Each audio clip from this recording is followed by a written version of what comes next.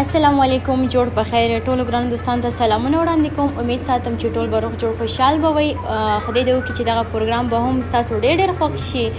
نو ګرانو کتونکو، دا زموږ نن ورځې پروګرام دی.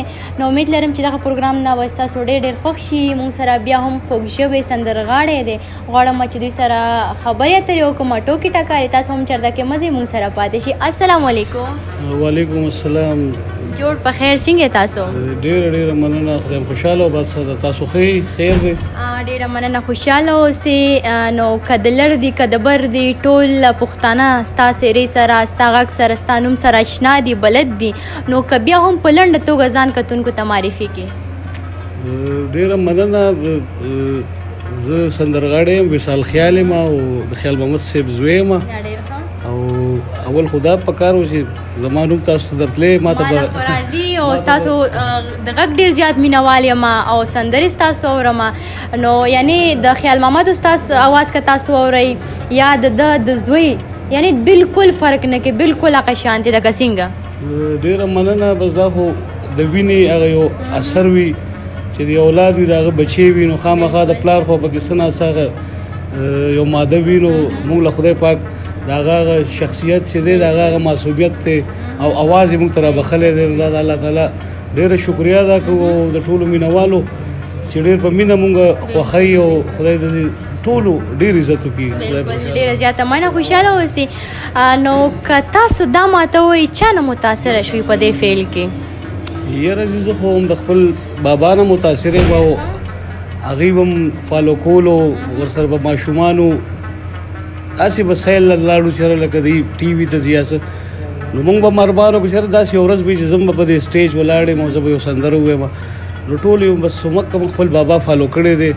بل نن سبا شکر دی هارون بادشاه دی، یو ښه غزل ګو دی، هغه لکه هغه هم اورو. او ناشناس صاحب شو، شاولي استاد شو، احمد ګل استاد شو. نو دا ټول زموږ مشران دي او موږ ته متاثره یو. ډېر ښه. بس کامیابه اوسئ. څومره مو ګانې کړي اوسه پورې؟ یاره زه د دې تعداد خو ما ته پته نشته دی، ځکه چې د 97 نه تر اوسه پورې تقریبا 25 کاله وشو چې زه په دې فن کې یم. او شکر دی چې تقریبا د 2001 نه والې په هر فلم کې زما ګانه وي. نو دا زما دپاره ډېره د ویاړ خبره چې په هر فلم کې 2-3 ګانې وي. نو که د فلمونو حساب وکړو، که داسې د پی ټي وي حساب وکړو، که د ریډیو پاکستان یا هم پروګرامونو، نو په ګډ شمېر سندرې ډېر زیات بې حسابه سندرې ریکارډینګ کړې ده. نو پیلنۍ سندره ستاسو کوم یو او څنګه یو سندره وه؟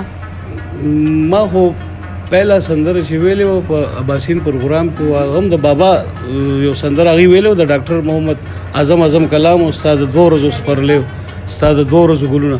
لږ شاند کې زمزمه کې دوستانو ته. ستا د 2 ورځو سپرلی، ستا د 2 ورځو ګلونه، خو زما په زړه دې کېښوه د همیشه مې زخمونه. د ژوندون په هره لاره لکه سوړه سویلی تیر شوم، لکه سوړه سویلی تیر شوم. په قدم قدم تودو ستا د حسن محفلونه، خو زما په زړه دې کېښوه د همیشه مې زخمونه. زبردست. ماشاءالله. ډېر ښکلی. هغه د ځینو سینګرانو چې غږ خراب وي که نه، بیا ورته وایي چې لږ زمزمه وکړئ، ولا جي زما مرې ډېره زیاته خرابه ده. نو ماشاءالله بغیر د ایکو نه، بغیر د بل څه نه، د دوی غږ ډېر ښکلی او زبردست تاثیرناک غږ لري. نو فکر کوم دې سندره یا دا شعر تاسو سره یو ځای نازي اقبال هم ویلی و که نه؟ نازي اقبال خو ما په فلمونو کې مونږ ډېرې سندرې ویلي دي، خو اوس تقریبا یو 2 کاله مخکې د زخمونو حساب یو فلم و، سوځېږي پکې زړه، دردېږي پکې زړه، د اکې خان فلم و. نو هغه بیا ښه و، د کشر کول ډېر خوښ کو، زموږ ګانه ډېره سوپر هټ لاړه که نه. نو بس زه د نازیه هم شکریا ادا کوم. نازیه زموږ خورجان ده چې چېرته وي په لندن کې، د خدای دې خوشحاله ساتي او په رابطه کې یو بل سره مونږ. د چا شاعري ډېر زیات انتخابوي او خوند درکوي تاسو ته؟ یاره زه چې د شاعرۍ خبرې وي نو ټولو ناول خو د رحمان بابا نه راونیسه نو خوشحال بابا دی، حمزه بابا دی، او بیا داسې د دې دور بیا ساحل صاحب دی، لایق زاده لایق صاحب دی. زه به کم شاعر تاسو یاد کړم او د ټولو ډېره مننه کوو د دې کل چې یاره موږ سره ډېره مینه ساتي او موږ ته په مینه باندې یو څیز راکړي چې بچیا وي دا تاسو ریکارډ کړي نو دا زما دپاره ډېره د خوشحالۍ خبره ده. ډېر ښه. نو دا راته وایي چې ستاسو په خپله چې کوم سندرې ریکارډینګ کړې کومه سندره ډېر زیات تاسو ته خوند درکوي او چې کله اوزګاره شي هغه اورئ کومه سندره ده؟ یاره سندرې خو مونږ بلا شی ویلی دي او غزل مې ویلی دي، خو اوس د شاهد خان دی یو فلم او شهنشاه بادشاه نو په هغې کې ما باندې یو ما او وږمې او شاکر زیب په شریکه هغه داسې مور لکه مور نه تېدلی وي او هغه مور رضا کوي نو د هغې هغه غزل ما چې اوس د اختر ته ریلیز شوی نو ډېر خوند یې مالم راکړو، داسې جړونکی غوندې م شو چېرې لکه هغه شاهد خان دی ورسره ډېره خواري کړې وه نو په ما خو دا غزل ډېر ښه لګي دا اوس که لږ شانتې مطلع ووایې دوستانو ته. بس که ټکي رانه هېر وي خو هغسې داسې دی چې د زړګي په هره ساه مې اور بلیږي، خوار نصیب درنه جدا کړم خوږې مورې، مینه ستا ورانه ورکه په تورتم کې، جدای دې د خندا کړم خوږې مورې، هو خوږې مورې خوږې مورې، تا نظر خوږې مورې خوږې مورې او خوږې مورې.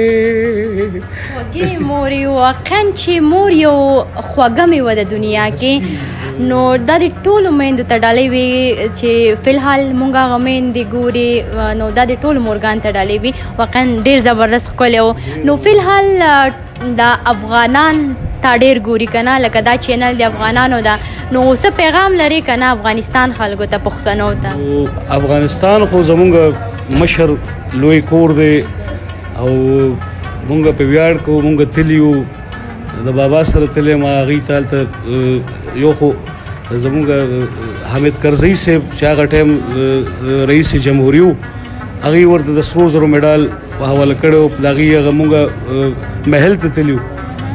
بیا په دې 2016 کې په 2014 کې اشرف غني صاحب چې لکه دا د افغانستان د ایوارډ بهر نه دی تللی خو د بابا دپاره دلته په د نشترحال کې یو اونۍ جوړه کړې وه او د افغانستان میر باچا خان غازي ایوارډ صدارتي میډال هغوی بابا ته ورکړی و، موږ پکې پرفارمنس کړی و. نو د افغانستان خو زموږ مشر کور دی او موږ خوشحاله اوسئ. مننه ډېره مننه قربان ژوندی اوسئ. ډېره مننه، خدای مو خوشحاله ساتي. ګرانو کتونکو چېرته مه ځئ، موږ سره پاتې شئ.